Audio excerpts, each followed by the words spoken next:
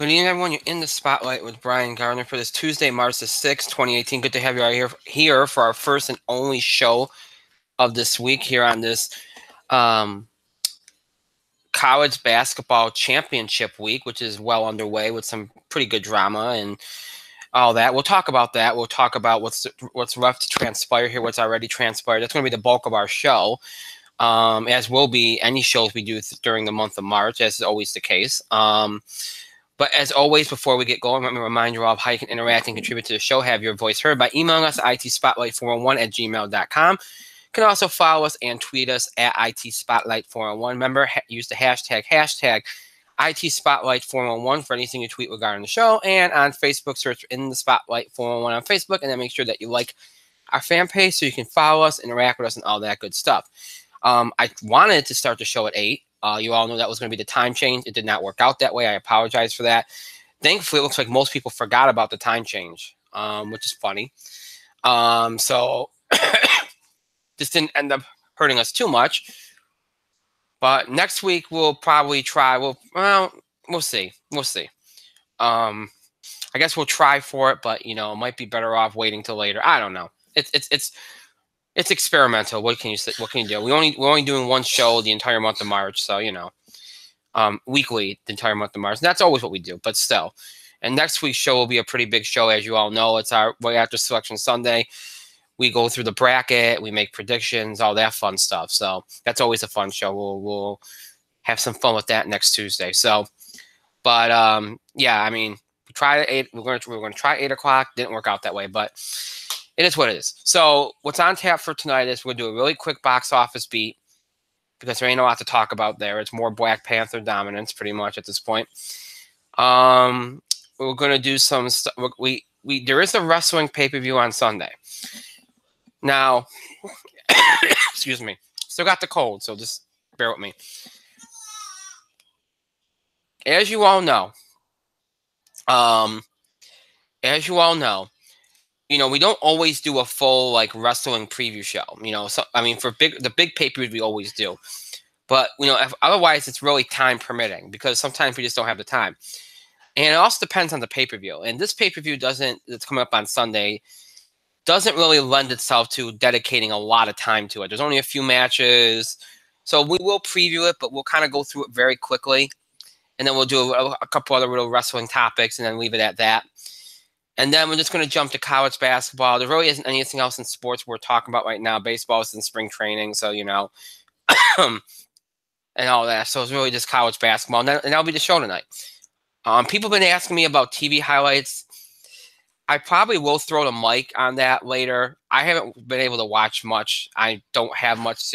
Obviously, I have a newborn, so it's been kind of hard to do that right now. But so at the risk of it being a one-dimensional, one-sided segment, I'll maybe let him get his in, and maybe I'll throw something out there, a few things I did watch, and then we'll go quickly through it because we really can't spend time on it because, like I said, I haven't just watched very much, and we don't really have the time anyway. So, yeah. So I didn't put in the show description like I normally do, but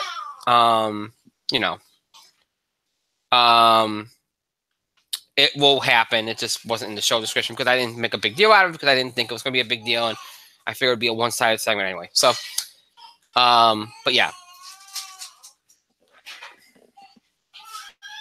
Anyway, lots of stuff going on around me right now. Confusing. Very confusing. So that's that. I see that Mike has appeared on screen. Mike, how you doing? You're in the spotlight. I am tired and ready for sleep. How are you? Tired and ready for sleep. Oh, good. Let's make it a quick show tonight. Hey, don't look at me. You're the one whose TV highlights go on for like a half hour. But anyway. You'd be surprised for how few I might have this week. Hey, works for me. All right, so let's get right down to it. As I said, we're going to do a really brief box office beat. Because, again, there's not really a whole lot you can say right now about what's going on at the box office. Generally speaking, I just lost my page. I'm sorry. Oh, here it is. It's been Black Panther's show. We all knew it would continue to be Black Panther's show. And look, it's not surprising at all. Again, nothing coming out had the mainstream appeal of Black Panther. So you didn't really expect much here in the way of what was going to happen this weekend. You're heading into March now. Obviously, March is always a big box office month now. And that way over the last 15 years or so. So competition will get here. It will just build and build throughout the month of March. But it wasn't going to happen this past weekend. We all knew if the competition was going to arrive this weekend in the form of A Wrinkle in Time.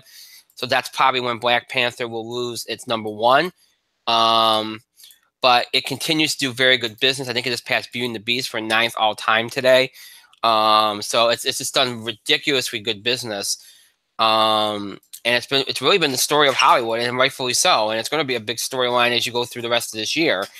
And then even next year, especially during awards season, because people are going to be trying to push it, which probably won't fall on deaf ears, but, one can hope. So it really is a phenomenon, and it's going to continue to be one. And it's just a question of how long it sticks around and how long it continues to do extremely good business, especially with the competition that will be coming up over the next few weeks or so. So Black Panther continues to dominate. Outside of that, just to bring up the storyline that's been going on. I mean, Jumanji was a story early in the year, but so was The Greatest Showman. The Greatest Showman continues to do extremely good, holding up well. I mean, again, not gangbuster numbers at this point, but still holding up much better than a movie that came out in December should be in early March. With those crazy Titanic-like legs that it's had. Now, the one thing to keep an eye on going forward here, and we talk about this every year after the Oscars, is will any of the movies that did well at the Oscars get a boost? Now, again, that doesn't always happen. In some years, it doesn't happen at all. If some years it happens earlier, before the Oscars, I don't know if it'll happen. I don't know if any of these movies are going to entice people. I really don't. Only one, I just don't know. I just don't know. When you look at the headlines coming out of the Oscars, the headlines all had to do with Get Out, or even Greatest Showman because of Kiara Seto's performance. So I don't know if it's going to really help. We'll see. We'll see. In the weeks to come, we'll see. So as I said, last weekend, in its third weekend, Black Panther, 66.3 million, a 40% drop off, which is terrific. Red Sparrow came in with 16.8 million, which was a disappointment. You probably figure Black Panther hurt that. It's made 44.8 million worldwide, so at least break even, but still for that movie, it is a disappointment. What are you gonna do? Death Wish came in third with 13 million, which isn't too bad for a $30 million budgeted movie. Again, maybe it'll break even. I don't know. Game Night dropped from second to fourth, 10.4 million, a 38% drop off, which isn't too bad for a comedy. Peter Rabbit dropped from third to fifth with 10 million, holding up 21.6%. Again, we talked about that movie. It should have probably came out later, but it's held up pretty well. And the longer it hangs on in theaters, the more money it figures to make. It's already made over 100 million on a $50 million budget, so it's profitable. It would have been much better waiting into the end of March, but again, if it holds on long enough, it'll probably benefit from the late March seasonal push if it gets one. Dropping from 4th to 6th was Annihilation, 5.6 million, a 49.3% drop off in its second weekend. That movie just never got out of the gate well, and we shouldn't be shocked. It wasn't the anticipation there that they wanted it to be. So that they wanted there to be. So again, we talked about Greatest Showman at 2.7 million last weekend, a 20% drop off. Again, done extremely well. It's now up to 376.3 million worldwide, which is a great number. And then Jumanji, we talked about it. Jumanji's still doing reasonably well, 4.4 million, 21% drop off. And again, it's just done a phenomenal job. It's up to 930 million worldwide. I'm not quite so sure it can eke out $1 billion, but it's going to be close. And whoever ever thought that for Jumanji. So So that's last weekend's box office numbers. This weekend, as I said, the competition is coming out in full force. We're going to continue to build through March, but some big contenders this weekend. The biggest, of course, A Wrinkle in Time, a fantasy film from Disney, opening in 3,800 theaters.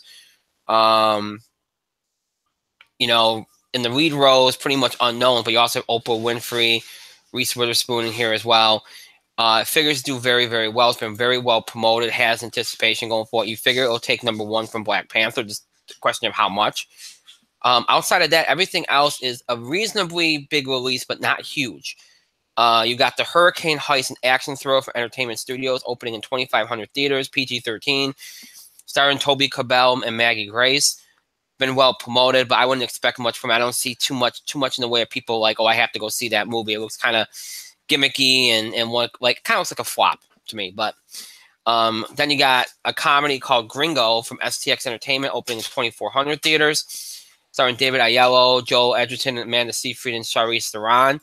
It's R-rated, but it's been well promoted. It could get some numbers. Again, you've had Game Night. But still, outside of Game Night, there wasn't a lot of unless you count Jumanji, which was more family film.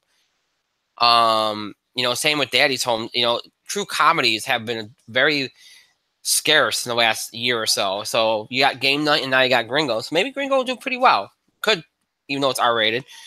Strangers Pray at Night, a horror film from Everon, is opening in 2,400 theaters as well, starring Christina Hendricks and Martin Henderson. Again, very well promoted. R-rated. I wouldn't expect much from it, but it could do enough to be of note. So here's the way I see this weekend going. A Wrinkle in Time, I think, will take number one. I'll say about 50, 60 million. I don't think it's going to be a huge number. Unless it just takes off, but I don't know if it will. I just expect it to do reasonably well. I don't think it'll do huge. Because reviews have not been great. They haven't been bad, but they haven't been great. Black Panther, I think, will take second based on the way it's been holding. I say about maybe 30, 35 million. And then second, I think you might see, let's see here. I'm going to go Gringo in second. I'm going to say Gringo in second, maybe around 15 million.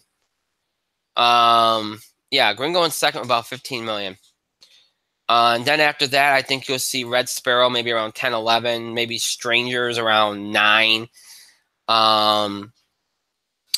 Death Wish will, I think Game Night will hold up well, be around 7 or 8. Peter Rabbit around 7 or 8 as well. I think Death Wish will fall under 5 million because of Strangers. And I think Hurricane Heist will fall in right around 6, 7. I think that was going to really flop. Yeah, so, and then I think everything else will be under 5 million.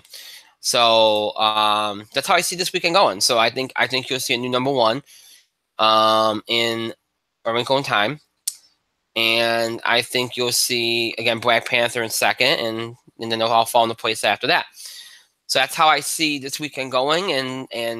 And after that, next weekend, you have more competition in the form of, again, multiple big new releases. I can only imagine a family film, Love, Simon, an action-adventure film from Fox, and Tomb Raider, the remake action film from Warner Brothers. So some big competition there. We'll see how those movies do. We'll talk more about them next week. And, of course, a week after that, you have Pacific Rim and Sherlock Gnomes and other films. So the competition will continue to build up as you go through March. And, of course, you head into April, and then summer movie season will get underway early because Avengers will be coming out a week early. So, but we'll talk about all those things as we go along. Mike, anything to add on the box office? You just said Love, Simon's going to be an action-adventure movie. That's what it's listed as. I'm not kidding. Love, Simon is the farthest thing from an action-adventure movie. I agree, but that's what it's listed. I don't know Love, why. Simon is a dramedy. So don't get your hopes up, people who want to go to who are going to see Love, Simon as an action-adventure film, because it's not. Yeah. So just expectations kind of temper them if you're expecting a big action adventure. Just pointing that out there. Good point. All right, so box office, we move on really quickly to TV highlights. Mike, you have any TV highlights? I'm going to go really, really quickly through this because I don't have the energy to kind of list off everything I've seen. All right.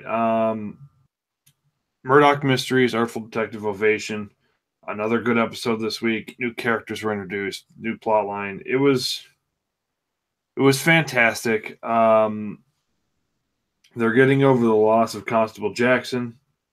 And and then they're trying. They're honestly trying, and they're doing it.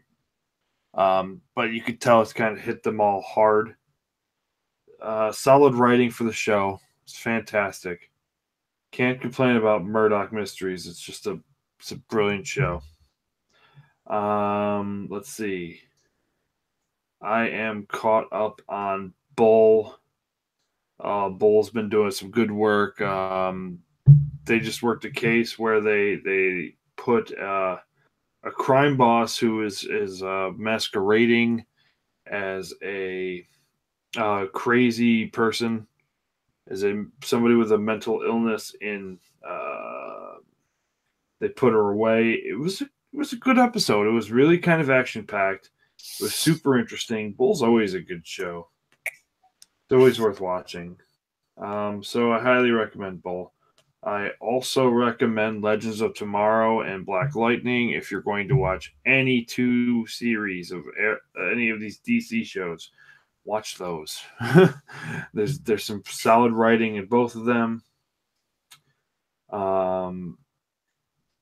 Whatever they do with Damien Dark and Legends of Tomorrow, it's automatically more interesting than how they use them on Arrow. Flash is all right. Flash has been all right.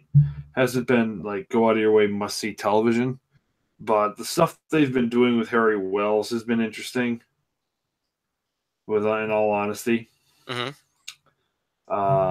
kind of striking up a friendship with Joe's new fiance. It's really cool. So I highly recommend. I generally recommend The Flash. I'm not going to highly recommend it, but I generally recommend it. Again, not recommending Arrow. Brian, I'm literally done. All right, well, real quickly, I guess I'll say Unsolved was on, and I didn't watch it. I'm moderately interested in that. The murder, solving the murders of Biggie and Tupac. I guess that's honestly all I got. I haven't been watching a ton of television. I've been really rather busy the last couple weeks, so that's all I got. I'm here. Don't worry. Just had to really quickly get up and do something. Okay. So Mike did his. I'm going to be honest with you. Other than, watching college basketball, which is, something that everybody, of course, does this time of year. And, random things here and there. I haven't really watched anything. I was lucky enough to get Shielded on Friday, and that's because I just happened to be home and it was live. And that was good. A little traumatizing, but, if you follow a certain character's storyline, what that could have happened at any time. So I'm looking forward to the 100th episode this week and seeing what kind of surprises they have in store. Brett Dalton. Oh, I'm sorry. Did I say that out loud? Yeah, I did.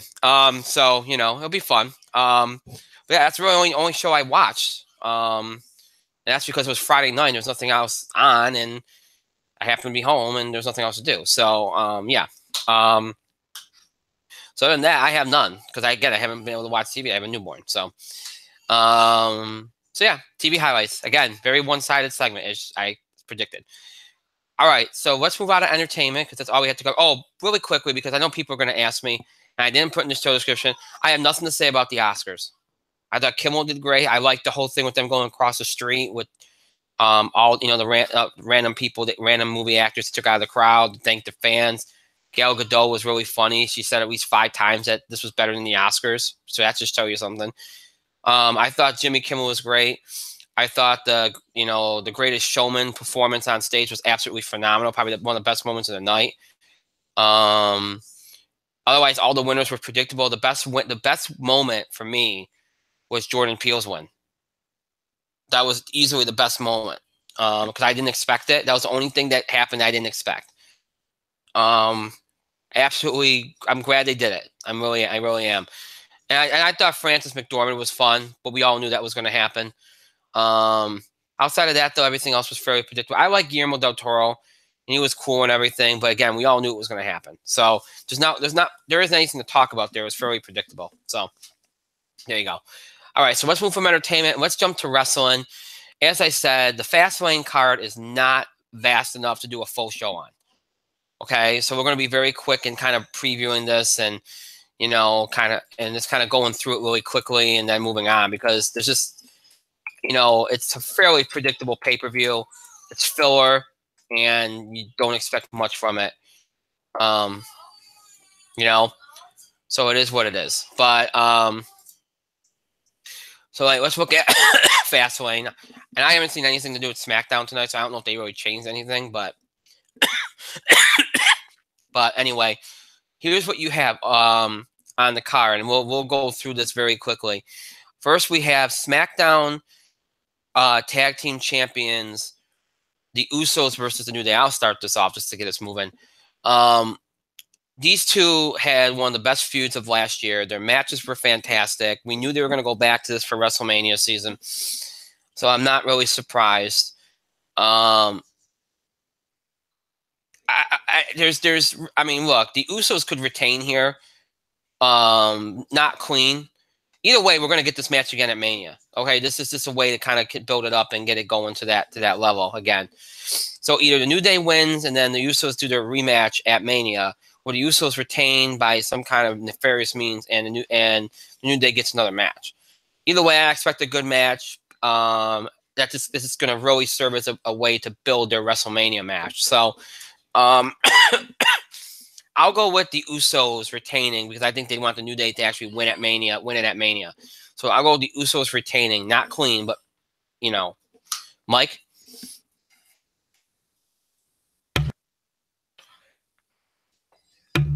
I'm going to disagree with you. Okay. Because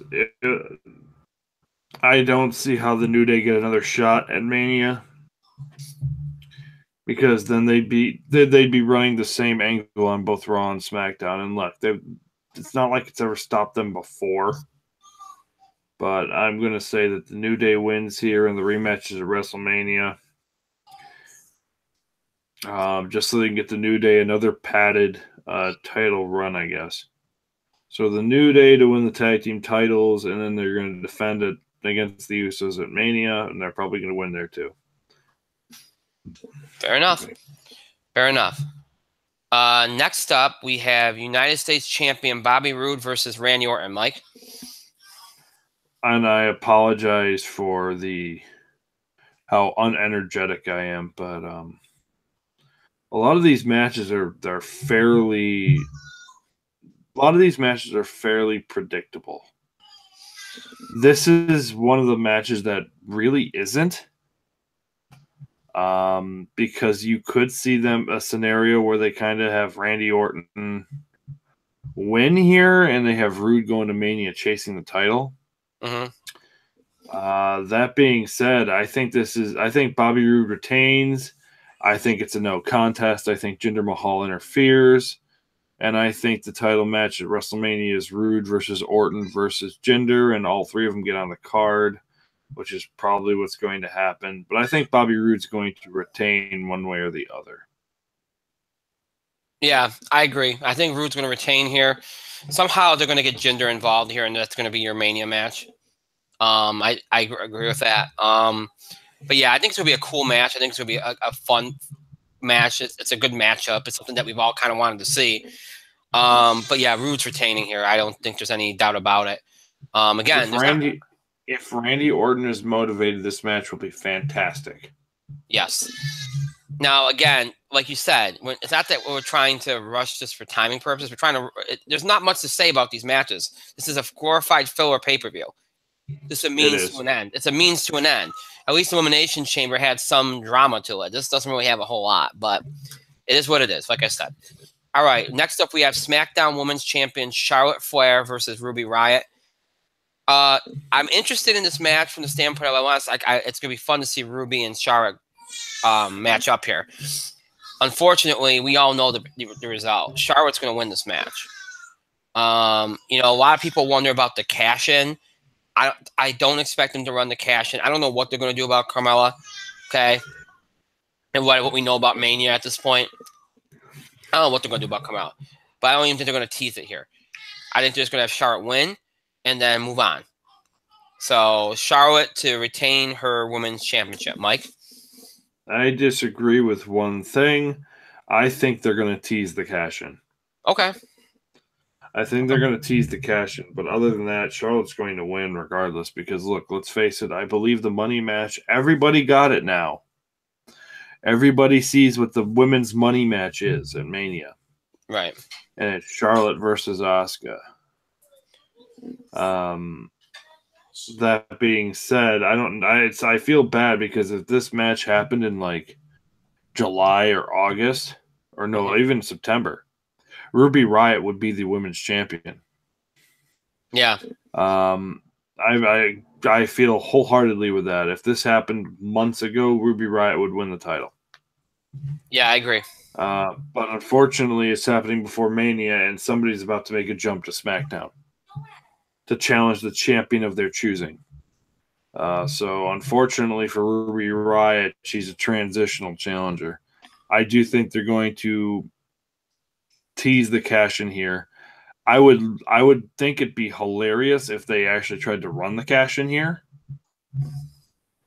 Because I'm gonna be honest with you, I'm surprised we didn't start with that match that the women's Money in the Bank holder is actually freaking in. But hey, I don't know. I'm not doing it. Yeah. So yeah, Charlotte wins. I think they're going to tease it, but I don't know if anything's going to come of it. Really quick interruption. Because I was going to do this on Thursday, but since we haven't yet stuck her on screen yet, everybody say hi to the reason I've been late a lot. Oh, she can't pop up. Look at it. No. There you go. Pick her up. I am picking her up. Pick her up. No, she's not on screen. I am picking her up, see? There you go. That's the best she's going to do Support right her now. neck, damn it. I got her Support neck. It's fine, Mike. I've had her for how long? Give me a break. 2 weeks. Do your best. And she's giving you the side eye like, ha, ha, ha. So, yeah, this is Harper. So, isn't she cute? She looks just like me. It's fascinating, isn't it? No, it's a wonderful thing. It's a wonderful thing. There's going to be so much mail. It's going to be great. Hopefully she doesn't look as bald as you when she gets to be your age. Yeah. So I figured we were going to do this on Thursday, but it wasn't the best timing. So yeah. Oh, look, she's looking right at the screen. Oh, look, she's just like Daddy. She likes this. This is great. Mm-hmm. This is awesome. This is great. All right. All right. Yes. All right. She's sneezing. She doesn't want to be here anymore. There you go. Well, I mean, I imagine she's sneezing because she's sneezing.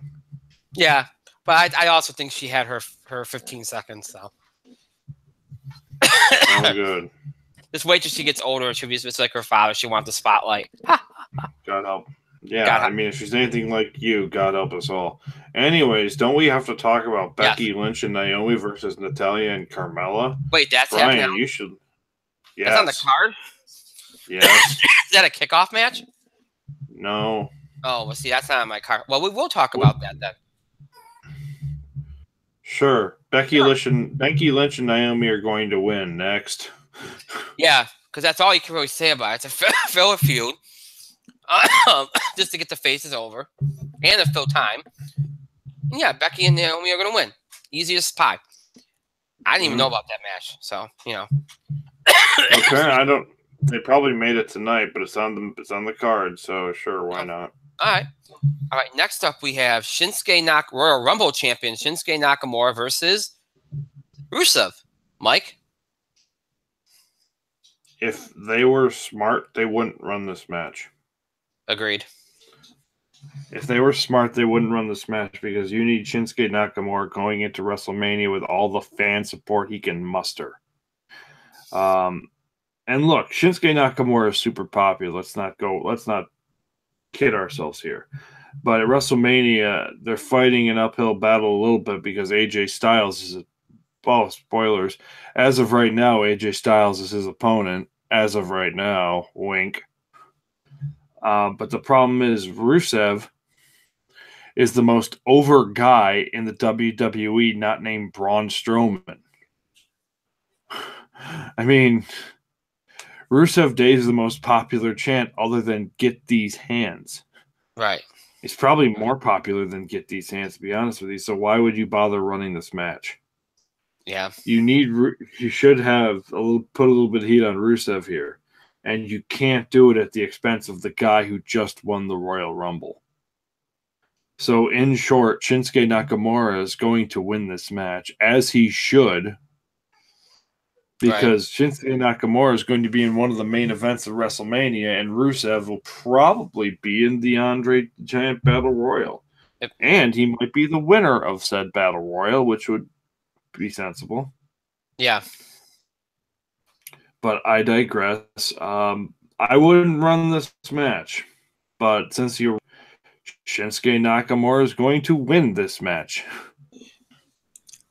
This is a big mistake. I mean, the Rusev chants are even happening at like ROH, for crying out loud. This is a big, big mistake. You know what would have been the better thing to do? And I know they want to get Nakamura on the card. The better thing to do would have been if you wanted, as you said, getting fan support for Nakamura is a good idea, right? You know what they could have done? Why don't they just team Shinsuke Nakamura, Rusev, and Aiden English against random 3 guys? Just have them go over.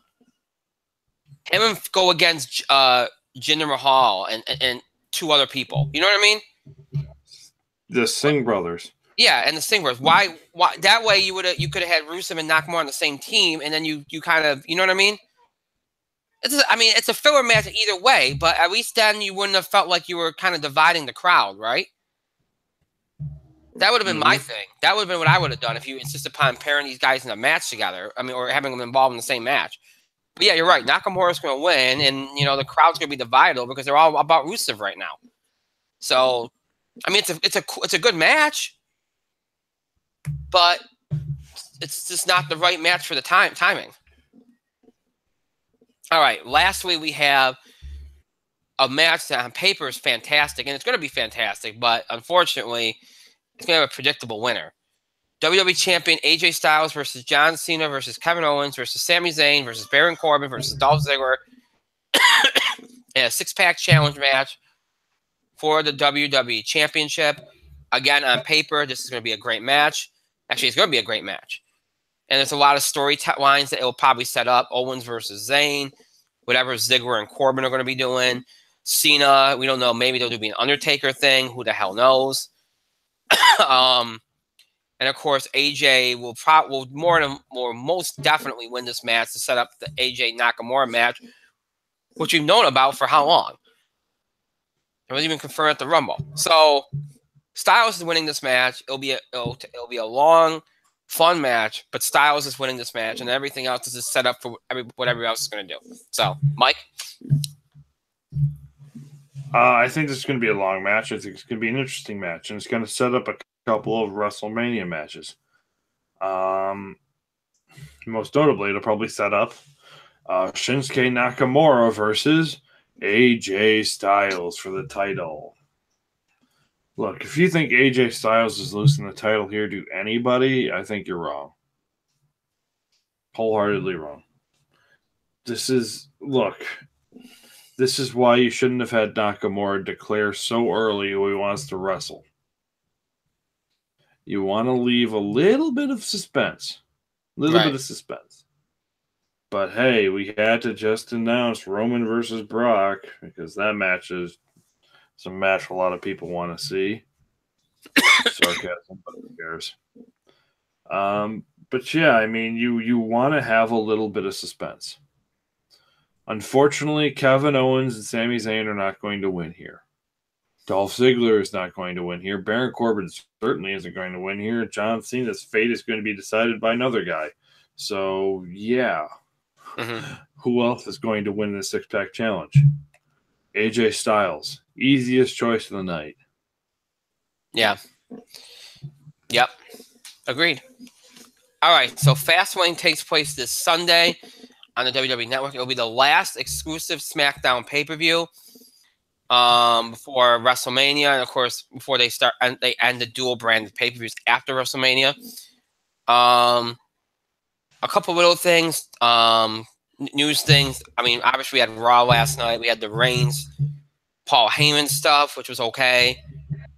The Ronda, Triple H, Stephanie Angle stuff at the beginning would set up the match finally, which was okay. Strowman and Elias was fine. They had a lot of women's stuff last night, which I thought was really good. I mean, it was a good show last night. It was all right. I haven't seen anything to do with SmackDown tonight. I imagine it was just filler and set up for Sunday. As far as news goes, obviously a big thing this past weekend was Brock Lesnar beating Kane in 35 seconds at a house show in Chicago. He got cheered going in. He got booed going out. We know what they're doing. They did the work shoot with Reigns last week. They're trying to get the Brock Lesnar heat to get Reigns cheered. Here's the problem. They're just going to boo both of them. That's what's going to happen. So it's not really working to their liking. It's working in turning Brock completely heel, but it's not working in terms of making Reigns this uber face, which they should have known wasn't going to happen. But, hey, you know how this. We all know how this works. Also, a big story over the last week has been Rey Mysterio. He tore his bicep. Obviously, last weekend there was a lot of rumors that he might even face John Cena. Those calmed down quite a bit when nobody else other than SI was reporting that Rey Cena was a thing and that Undertaker was not. There was further solidifying of the Undertaker Cena potential matchup over the last week, so it looks like that's still what we're going to get. I don't know if they'll set it up on Sunday or not, but it's either going to be Sunday or Monday or Tuesday of next week where they get the ball rolling on that. But yeah, even if Cena Rey was a thing, Rey got hurt, so that's not going to happen now.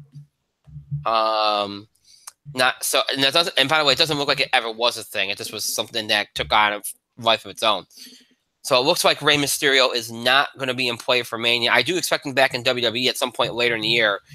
But with what happened with the injury, his contract negotiations are probably, not going to be in play right now. But here's an interesting thing, and I'm not sure if Mike knows about this, but Alberto Del Rio, or Alberto Del Patron, formerly Alberto Del Rio, was at WWE headquarters today. He was there to do some kind of interview thing for or something they're doing with Rey Mysterio, like a project or something. And apparently Vince, he went up there to do this interview thing, but Vince met with him for a lengthy period of time and wants him back. Of course he does. And his contract with Impact is up in April. So, of course it is. So we'll have to keep an eye on this one. This is a developing story. Alberto did say earlier in the year that he was willing to go back for one last run before he retires. So, remember how I said a couple weeks ago when we were talking about Rey Mysterio that, hey, Rey Mysterio don't have to deal with Del Rio anymore. Maybe not so much. He might get that endless feud again, Mike. Isn't that something? The more things change, the more they stay the same. It's 2012 again. Can't you see? You know what I can see them doing? Because Ray's out. He's out 6 months, right? Torn biceps. It's 6 months. Ray comes back right around SummerSlam, and then right after he comes back in a match, you see Alberto Del Rio come out and attack him just to get heat. Yep. It's just like old times. It would be funny, but yeah, that's something that got out today, and that's kind of like a developing story. So we'll see what happens with it. Other than that, there hasn't been a whole lot of news over the last week. As far as anything. So I imagine coming out of next week, there'll be some big news. Once Fastlane's over, we'll finally get some of these matches confirmed and all that. But Mike, you got anything to add as far as wrestling goes? I didn't even see all of Raw last night. I saw that clip of Asuka winning the match, and it looked like interesting. The Braun Strowman stuff was the highlight. The Paul Heyman promo, well, I guess happened. As for SmackDown, oh god damn it! As for SmackDown, I didn't see any of it. I'm kind of just reading spoilers, and it doesn't look like it's must see. It's all right, AJ AJ and Dolph had a match, and then Corbin, Sammy, and Owens interfered, and they got a fatal 5-way match. Oh, I mean, the one interesting thing's happened. One interesting thing that happened is that Sammy turns and nailed KO with a hell of a kick to win the fatal 5-way. And Kevin Owens got hit with an ass ton of finishers. So, I mean, there's that. So, Sammy turned on Kevin Owens tonight, which is weird. Which is very weird that they're running this, that they're running the angle tonight.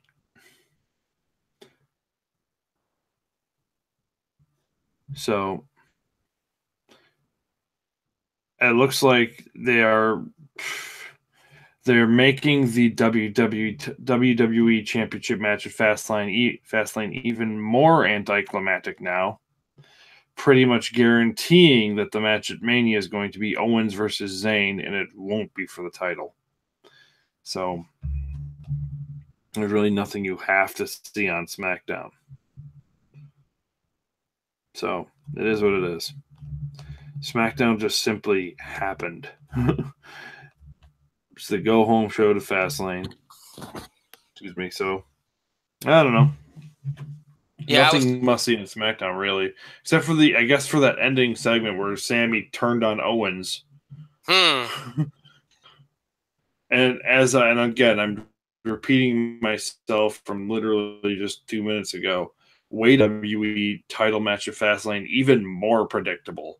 Well done. What's the point? Right. But anyway. Yeah, just when you didn't think you knew what was going on with Kevin Owens and Sami Zayn, that kind of gave it away. Yeah, it spoiled everything, yep. We know what's happening now.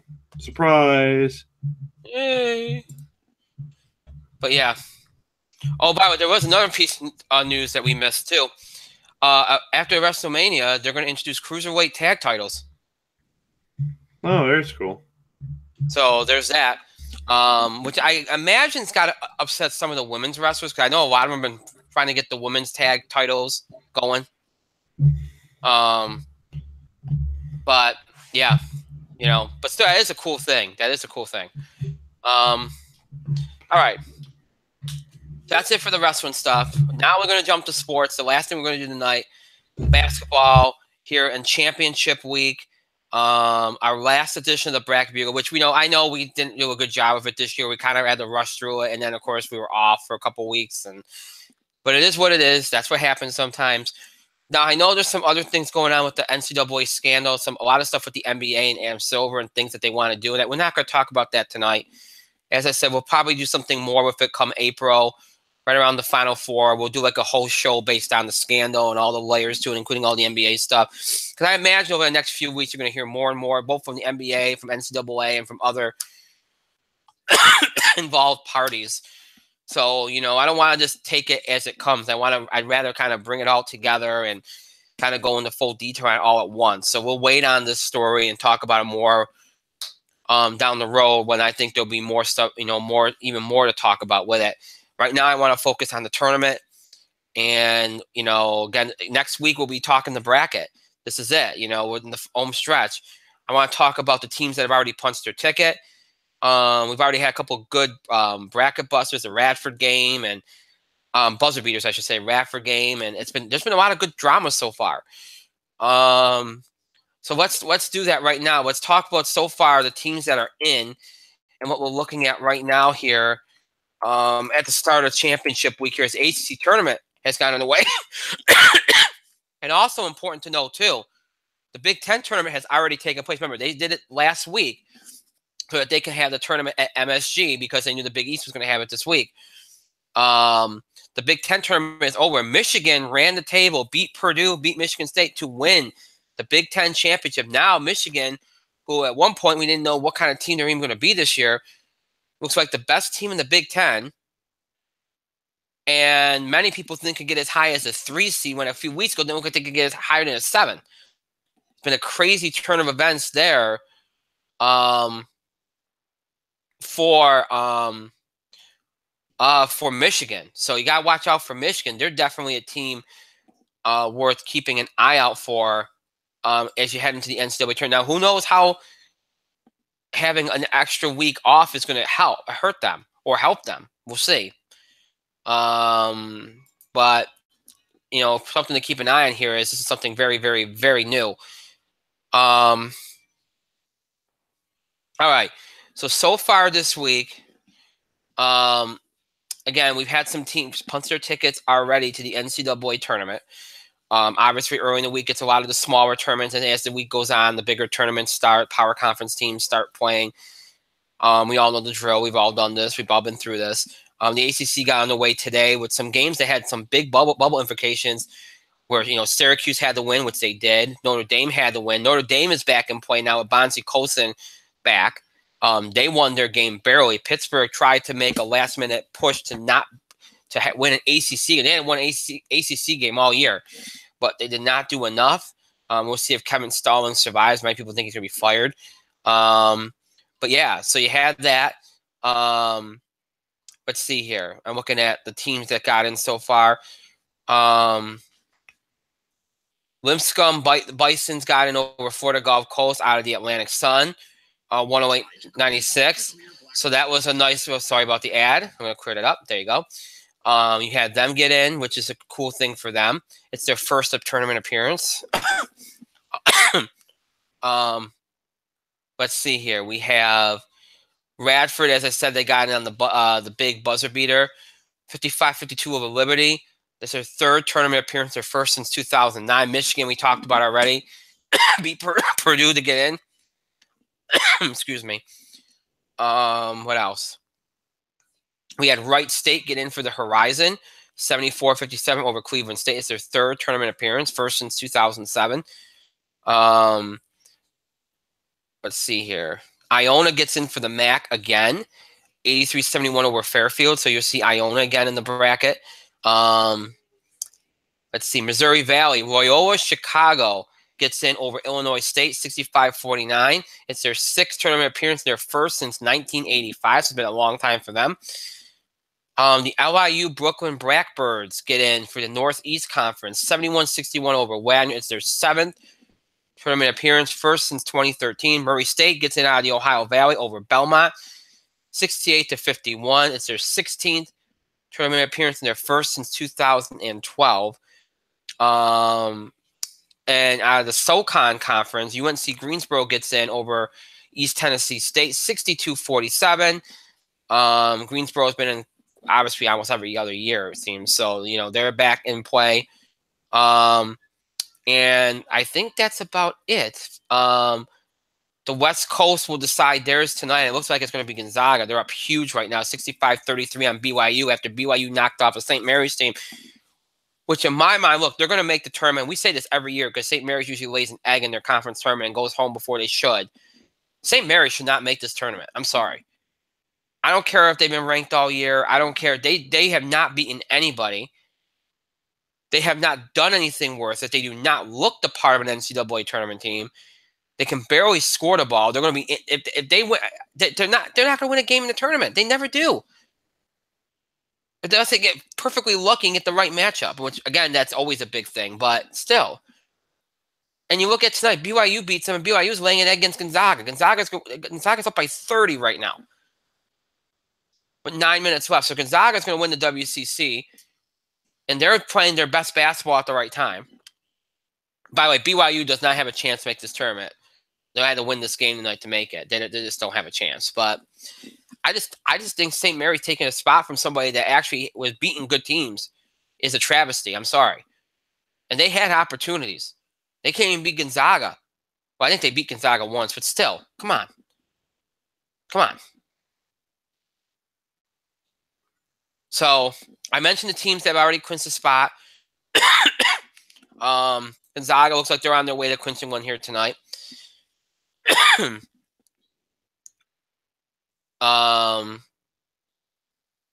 Let's see here. But yeah, that's what we're looking at for tonight. Gonzaga is going to earn their spot tonight. And I mentioned all the other teams they have so far. And now, Again, the ACC tournament underway today. You know, again, some big games. Notre Dame had a win. They won. Syracuse had a win. They won. You know, some other big games. Marquette had to win today out of the Big East. Actually, you know what? I'm looking at the wrong thing. I'm looking at NCAA women. I apologize. Wow. Wrong thing to look at. Sorry. I just had too many things open at the same time. So let's see here. Top 25. No, I went Division 1. There you go. Let's see here. So yeah, BYU Gonzaga.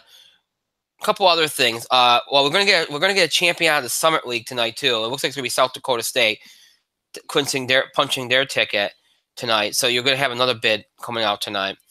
Other than that, no other bids will be decided tonight.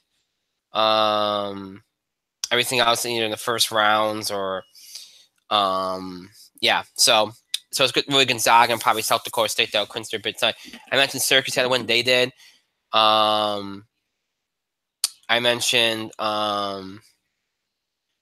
have a champion out of the CAA. So there was another ticket punch today. Charleston makes it over Northeastern, 83-76. They punched their ticket as well.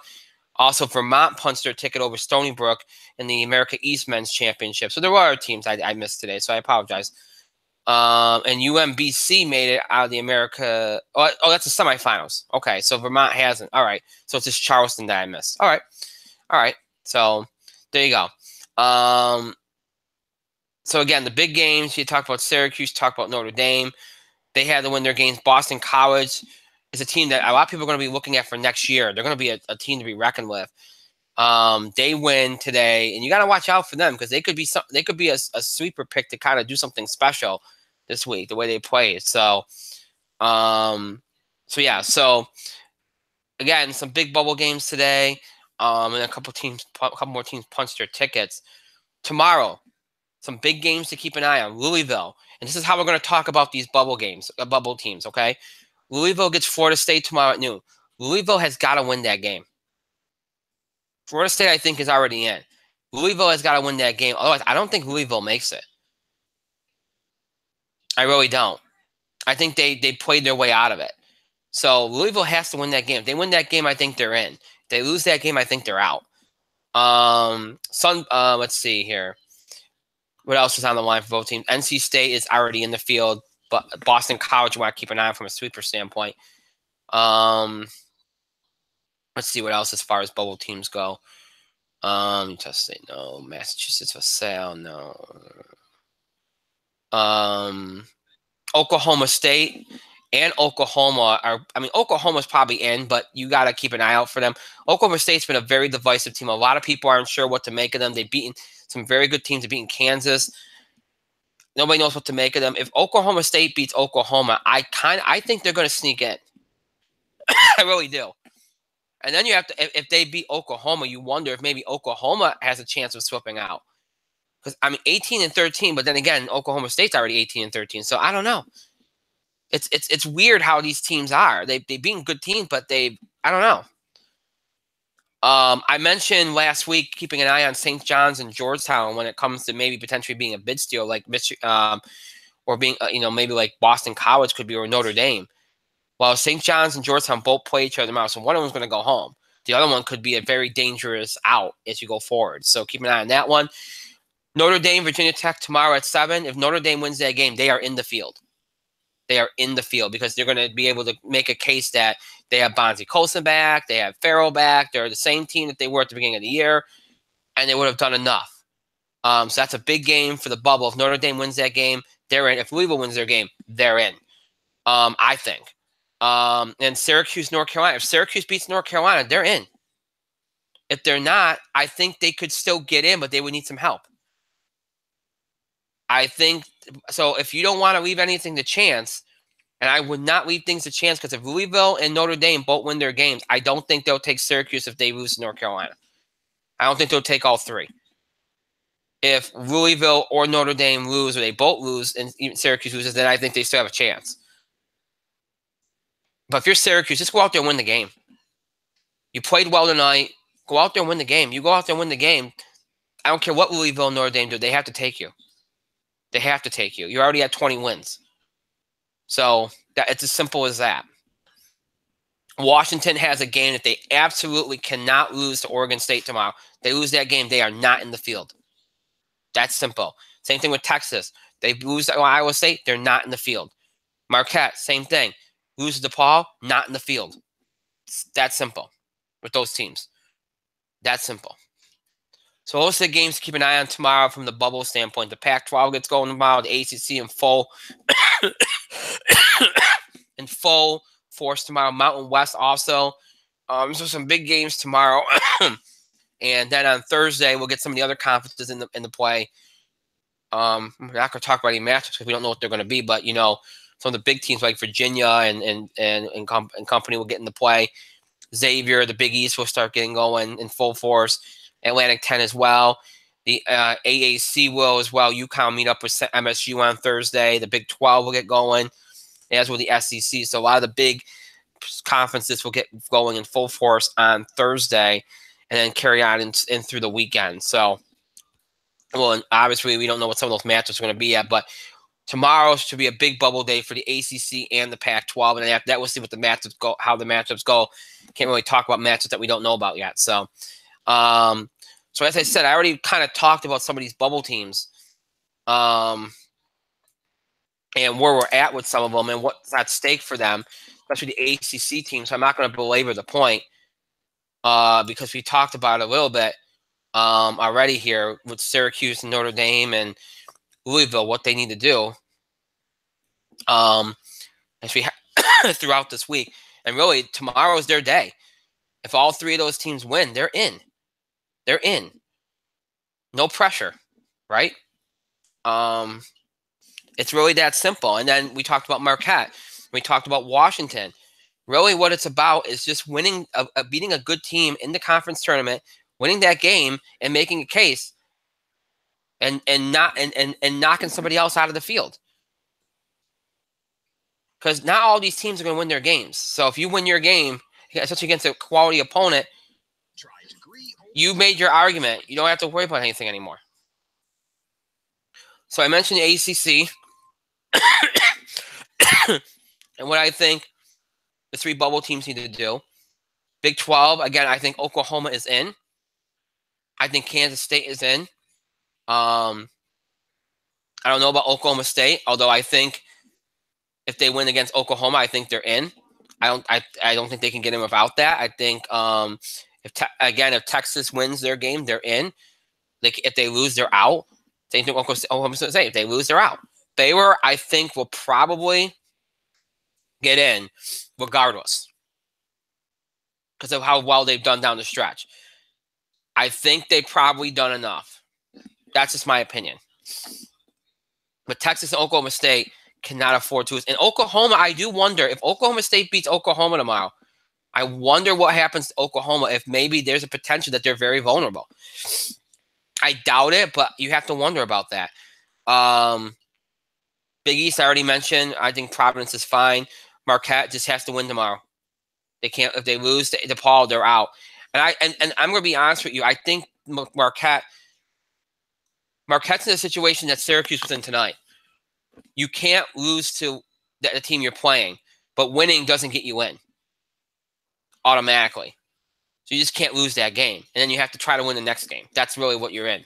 And I think that's what Marquette is. They can't lose to DePaul tomorrow. But even if after they beat DePaul, they've got to try to probably win that next game to really firmly lock up their bid. Big Ten, Penn State is on the board now, which is kind of shocking. I don't know what honestly, I think that Penn State probably has to get to the semifinals.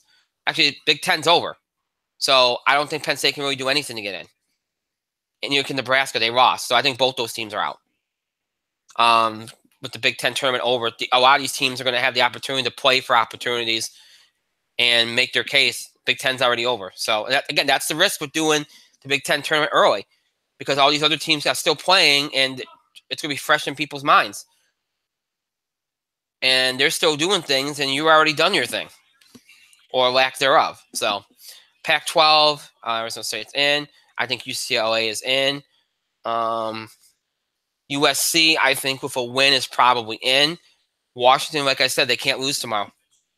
They don't lose tomorrow, I think they're still alive, and if they win their next game, I think they're in.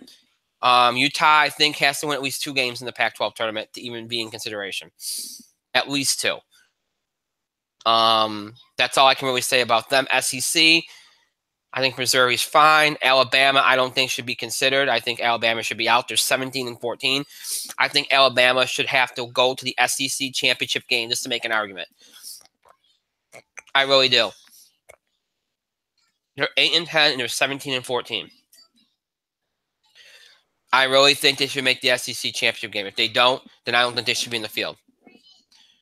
And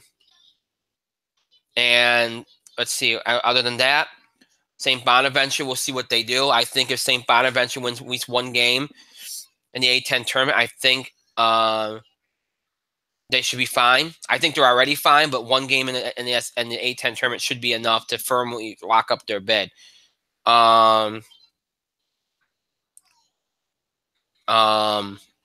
other than that, I mean, St. Mary's, I talked about, I don't think they should be in the field, but they're going to be. But it's going to be interesting to see how they get handled. And I'm not going to talk about Middle Tennessee because I think they'll probably win their conference tournament. So, yeah, so that's, I mean, look, that's really the bubble scenarios here. Really, these teams just have to win games. If they beat the quality opponents in front of them or avoid the bad loss, I think the majority of these teams can get in and knock other teams out. If they don't, now, one thing I'm curious about, let's say all these ACC teams that we said that have to win. Let's see the majority of these other big power conference teams like the Pac-12 and the Big 12, etc. win.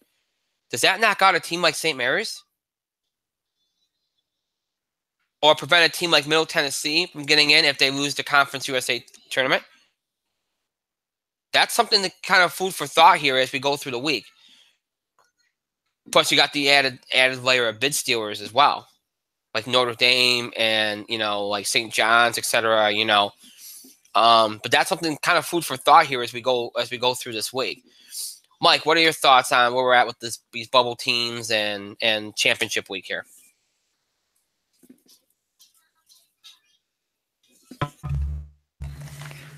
I'm not going to talk too much about it either, but yeah, there's only a few teams in now. That'll be added more later, I guess. But Lipscomb doesn't have to worry about it. Nope. Neither does Radford. In the Wright State or Iona or Loyola Chicago or LIU Brooklyn or Murray State who are back, or UNC Greensboro. Or I guess Michigan too. Michigan's a sexy pick, aren't they? They're a sexy pick now. Yeah, they're a dirty, dirty pick. Yeah, you want to pick Michigan, don't you? You want to pick Michigan. Well, don't. I wouldn't pick Michigan, but they're in it. They did all they have to do. So Syracuse staved off elimination for 1 more game. And look, if they beat North Carolina, they're in. If they don't beat North Carolina, well, I think they probably get in over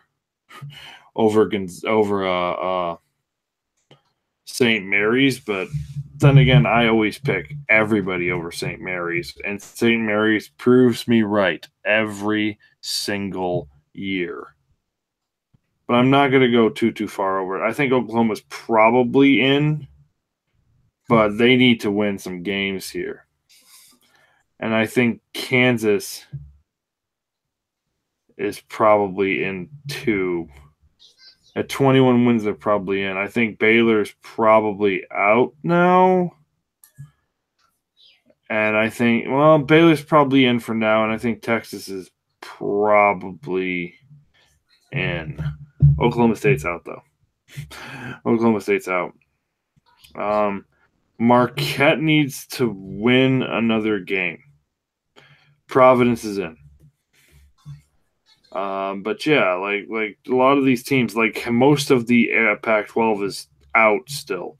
UCLA is probably in. I think Washington does get in. I think USC's maybe in if Washington a bad loss right now.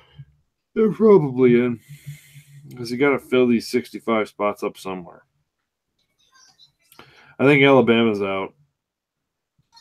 I think Alabama's out. I think St. Mary's needs to get lucky now. I think BYU's definitely out. But you know what? I think what they're going to say is, I think what the community is like BYU hasn't done really anything this year except for beat St. Mary's on a neutral court.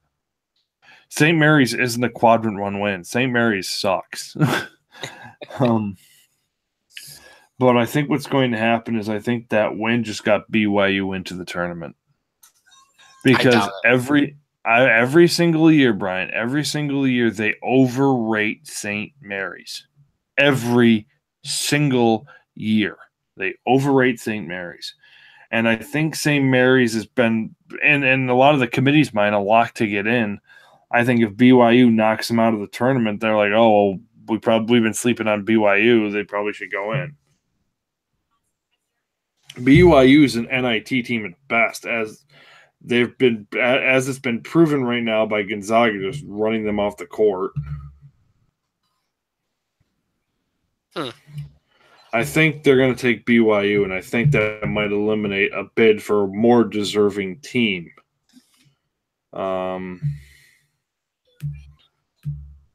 So Middle Tennessee, they're probably in, but they're probably going to need to win the Conference USA.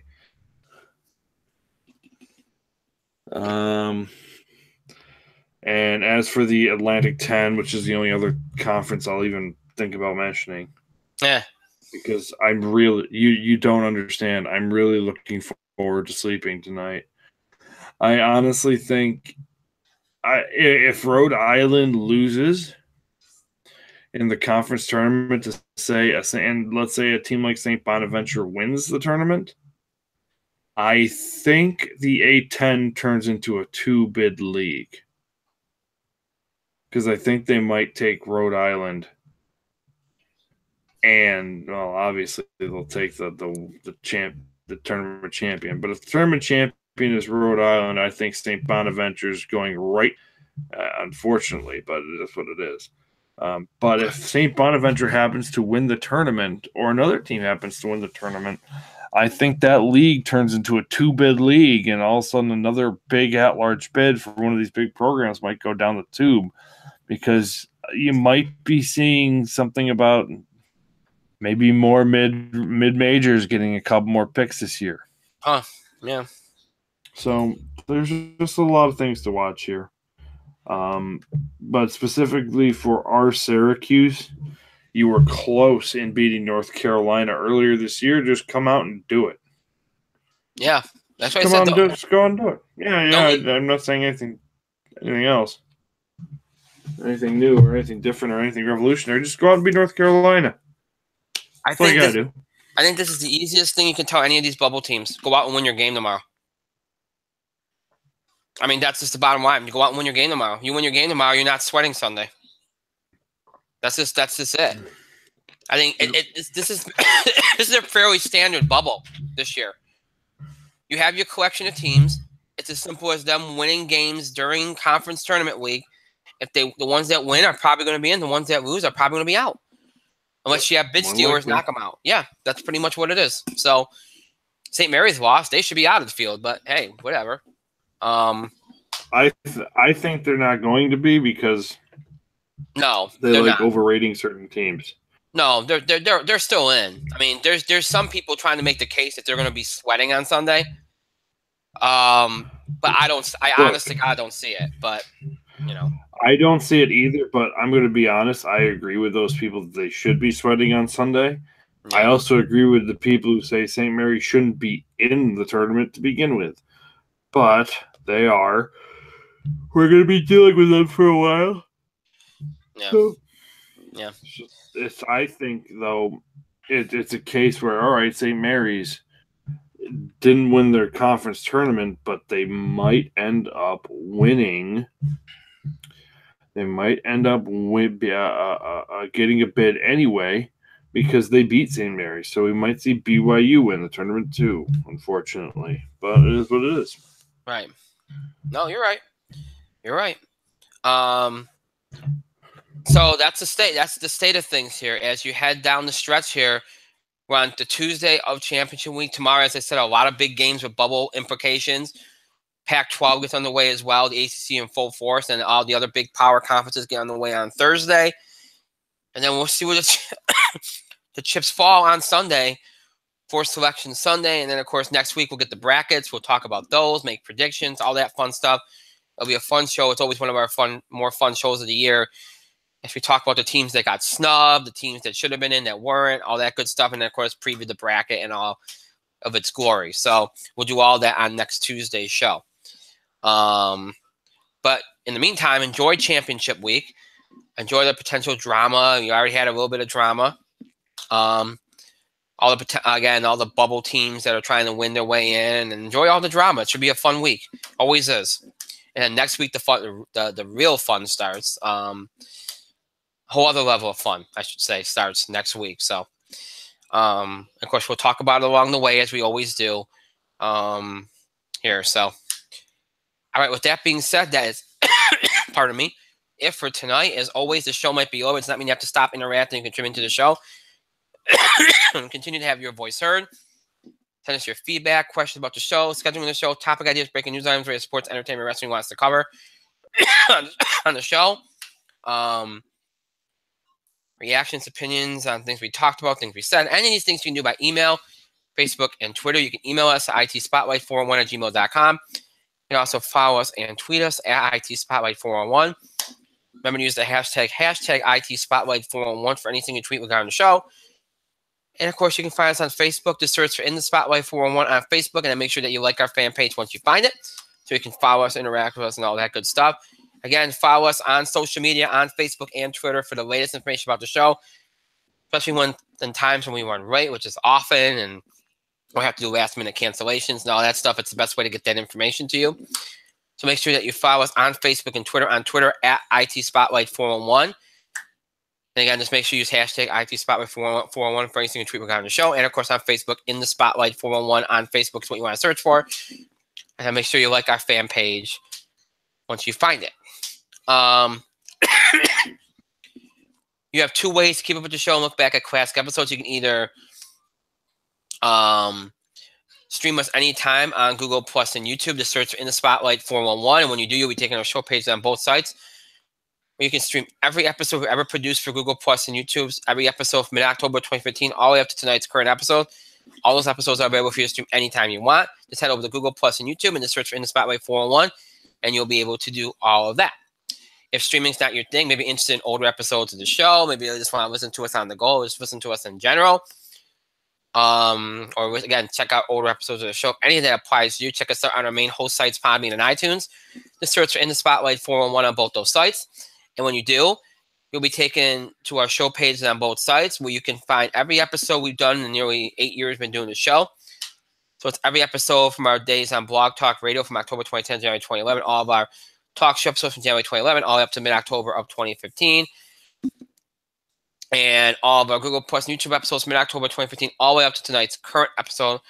All those episodes available in audio format for your convenience. Every episode we've ever done in audio format for your convenience. You can listen to them anytime, on the go. Whatever the case may be, again, you can also check out older episodes, maybe shows from 4 or 5 years ago you never saw or just want to check out again, or never listened to or just want to check out again. You do all that and more on our main host sites, Podbean and iTunes. Just search In the Spotlight 411. Again, Google Plus, YouTube, Podbean, iTunes, Google Plus, YouTube, Podbean, iTunes. Your ways to keep up with the show and look back at classic episodes. Just search for In the Spotlight 411 on all those sites. And just search for In the Spotlight 411 on all those sites, and you'll be able to do all that and more. I want to thank Mike for being here tonight. Thank you, Mike. I'm going to bed. I want to thank myself and our great show, Pass the Back, and thank all of you for continued support and contributions to the show. Thank you so much for watching. To those that will be watching and listening to this later in archive, thank you to you as well. Thank you for your patience tonight with the late start. I appreciate it. That is it for tonight and for this week. We'll be off again until next Tuesday, which is March the 13th. That will be the first night of the NCAA tournament. That'll be the first four. So we'll be kind of previewing the bracket right up against the first four, but we've done that every year, so that's nothing new. So that show will be a big show. We'll talk about the bracket, all those teams that got snubbed, the teams that got in that shouldn't. We'll preview the bracket, make predictions, all that fun stuff. Of course, do all the other stuff, box office beat, all that good stuff as well. So it'll be a big show next Tuesday. That will, of course, be our only show of the week as we go through March. Again, only one show every week on Tuesdays until, April or so, and then we'll let you all know when we open things up again. So please keep that in mind. So until next week, I hope you have a great rest of your week, a great weekend, and a great start to your week next week. We'll see you back here 1 week from tonight on Tuesday, March 13th. We're going to try for 8 o'clock from Eastern time, but stay tuned to our social media pages. If any changes, I'll let you know. We'll probably push it back to 9. I don't know, but right now it's set for 8 o'clock p.m. Eastern time, so keep that in mind. So until next Tuesday, I hope you have a great rest of your week and a great weekend, a great start to your week. Next week, stay safe. There's some storms coming through, so hopefully everybody makes it through that okay. Enjoy the basketball as well. We'll see you next week. Have a good weekend. Good night, everybody.